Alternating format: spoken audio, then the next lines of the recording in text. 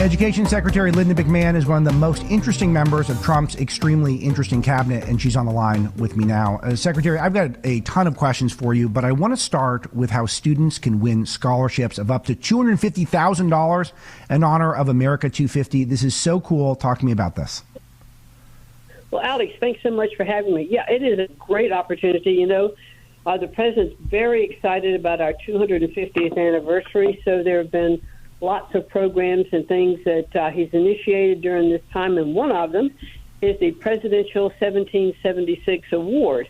And we are conducting that all across the country. Right now it's open enrollment up until February 21st. Students can register, and then they'll go online and take what is being billed as the impossible test. Because when they actually do sit down to take the test, which is all about civics questions, et cetera, it's totally, nonpartisan. It's really about the history of the country. They'll have 90 minutes to answer 4,000 questions. So it's a question of how many can they answer correctly during that 90 minutes. And so we're doing it, Do we know what the record is? Well, what's the kind of high water mark so far? Well, this is the first time. This is the first time that this has been offered, and it is, again, it's part of the whole 1776 celebration. And so we're conducting, across the country. We'll go to, regionals and districts, and then we'll have 3 winners that will come to Washington in June, and the finals will be held here in Washington. And we have 3 scholarship prizes. The top one is $150, and then we have second place is $75,000, and third place is $25,000. So it'll be quite exciting, and hopefully will create a lot of interest, in civics and the history of the country during this process. I love this. And so, what do you do to get involved? Well, you go online to register. And where should we go? I'm just looking at that right now. It is. You go online to Presidential 1776 Award.org. Perfect. Presidential 1776 Award.gov. Perfect. Okay. That's where everyone should go. No, not .gov, .org. .org. Got it. Okay, good. All right. And we'll link that up in the show notes for any of you who are listening on podcasts or the feeds, just so everyone should participate. This is super cool. And anything to get people engaged with America's history is very, I think it's really well appreciated. All right. So I want to talk to you about your department just released some prayer and religious liberty guidance for schools. Could you share with us what's in there? Yeah, well, basically, we want to make sure that schools understand that there is liberty for prayer, but schools can't force it. But that individuals should have the opportunity to pray in school. They certainly can't pray and be disruptive. You can't be in the middle of a math class and suddenly have a prayer that's going to interrupt, the whole class. And, we want to make sure that we're standing with students and parents and faculty so they can exercise their First Amendment rights, in schools. And our Constitution does safeguard this free exercise of religion, but of course, it has to be done in the correct way. There should be, students can have quiet moments to pray, as can others, but again, they cannot be ordered to do it or coerced in any way, to have prayer. I hope everyone hears that answer, because that's not a radical approach. That's a very moderate approach to prayer in school. This is not ordering a state-sponsored religion. This is just allowing not infringing upon people's right to pray. No, clearly not. And, the president's been very clear on that. I think we came out with that guidance the morning of National Prayer Day and Prayer Breakfast. And it was met with, it was received well, because it just really spelled out you have the right to pray. You're not being coerced to pray. It doesn't become a school mandate to do that. It's just your own private time. Great. Okay, so the next thing I want to ask about is your 50-state tour. This is what we discussed last time you joined me on my podcast, and that continues. It seems like you're getting embraced by most states. Connecticut, though, had a school district that canceled an event over concern from parents, which is completely insane to me. Could you offer any insight and detail into that? Well, I've been conducting actually two different tours.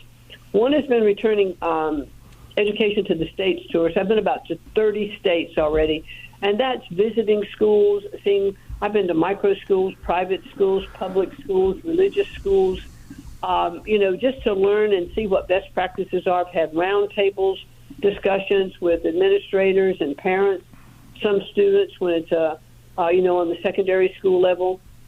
And these have just been incredibly well received. And then I've done a press gaggle after each one of those to be open to the press to ask questions. So the incident that you were referring to was an event that was scheduled at an elementary school in Fairfield County in Connecticut, and that was on our History Rocks educational tour, teaching civics education. And it's such a fun thing. We do an assembly, and there are 2 rounds of questioning the civics questions. On the first round, it's entire audience participation, and the kids have the American flag on one side of a placard and their state flag on the other side of the placard. So when they're asked the questions, they hold up, the state that the side that corresponds to the correct answer, and it's just really fun. And the second part of it is it's like Family Feud. There are 2 competing teams, and again, they're asked civics questions, and they discuss among themselves, and they give the right answer, and hopefully they give you the right answer. And then, we have some prizes, some T-shirts, some hats, and things that we give out. But I tell you, these kids get so energized, and typically the assembly starts with the Pledge of Allegiance, and then with the national anthem. We've had great times where there's the local color guards that come in and present the colors. It's a stage. It has the American flag on one side, the state flag on the other side. And so it's just an incredibly energizing, fun thing to do. But the History Rocks is presented by a coalition group. There are 40 to 50 members of the coalition group. And I believe that in Fairfield, one of the objections was the fact that Turning Point USA was one of the coalition sponsors and members. Now, understand that they have nothing to do during the assembly at all. They have just simply been reaching out to their constituents to let them know about the tour and been supported that this is a civics education tour. So I think that once the school understood what we were all about, I think, in fact, they reached back out to see if we could reschedule it. It was an unfortunate miss that day because I can't tell you how much these kids do it. And the questions, are, they're very interesting. They really are questions like, who wrote the Declaration of Independence? Then you have multiple choice questions: Thomas Jefferson, George Washington, Ben Franklin. It sounds very controversial, Secretary. Oh yeah, this is really controversial stuff, and how many signers, of the original Declaration there were. Right. What was the first battle of the Revolutionary War? Yeah, these are really, really very controversial facts that we're throwing out there. And I got 2 more. Oh, go ahead. Yeah, I got 2 more questions, and both of these are more controversial. Just yesterday, you released some data on foreign funding of universities. China and Qatar topped the list. What's the implications here? Well, under Section 117 of the Higher Education Act, universities are required, colleges and universities are required to report the amount of money that they receive above $250,000 and where that money comes from. And so we found that by and large, universities, let's put it graciously and say they've fallen behind in their reporting. So what we have done is something that was started in the first Trump administration, was creating a software portal. So it would be very easy for those universities to go in, and it's self-reporting, but they go in and say, this is where the money came from, this is how much it was. So now we have not only was there that part of the portal, but we increased the opportunity for the universities to come in, because now we can trace and show where that money was then spent. And so it's just full transparency. I could send you the link. You could go on and look at it. It's just totally open to the public. But it's just, making it easier for universities to comply with the law, but also to say we are going to be watching to make sure that you are complying with the law. But are you concerned on a personal level, because China is a rival geopolitically, that I guess they're not giving the money away for nothing. They want something out of it. Well, that's one of the reasons we want the transparency. We want the State Department to be able to go in to see where this money's coming from, how much it is, and where it's being spent, what organizations it's supporting. So this would be helpful all the way around, to fully understand, where this where it's coming from and how it's used and how much it is, and it goes all the way back to 1986. So there's some pretty big numbers in the report that we issued, but just I think in 2025 the number was about $5.2 billion in total that came from foreign countries. Last one for today. You guys have been investigating males in female sports. Your department recently referred Tim Walz' Minnesota to the DOJ for an enforcement action for not complying. California continues to allow for schools to hide gender transitions from parents. Still so much crazy stuff in these blue states. Secretary, where are we at on this?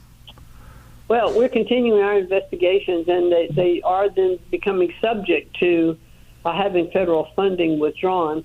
Because they are not in compliance with the law. The president's made it very clear in his executive order that men are men and women are women, and men don't compete in women's sports. And for those states that are continuing to defy that, even in light of a Supreme Court ruling, they do have the risk now of losing their federal funding. And that's a good thing. Secretary Linda McMahon, I really appreciate you. Presidential1776award.org. Presidential1776award.org. Opportunities for scholarships. And also, I think you're going to learn a lot if you go through the process. Thank you, Secretary. I appreciate you very much. Alex.